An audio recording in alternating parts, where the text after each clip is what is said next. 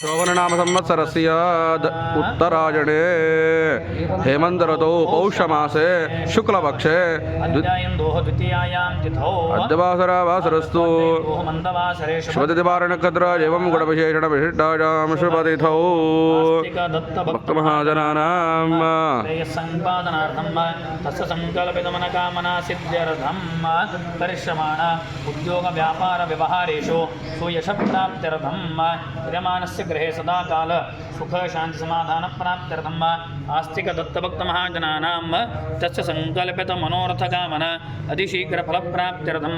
सद्गुरु दत्तात्रेयस्य अखंड कृपा आशीर्वाद अनुग्रह फल प्राप्त्यर्थं अद्य दिवसे श्रीमन्नरसिंह सरस्वती जन्मोत्सवांगभूतं श्री क्षेत्र गाणगापुर दत्तात्रेयस्य पुण्यतम क्षेत्रे ब्राह्मण द्वारा सग्रामक पूर्वक दत्तयाग हवनाख्यं कर्म करिष्ये। तत्रादौ निर्विकृता सिद्ध्यर्थं महागणपते पूजनं च करिष्ये।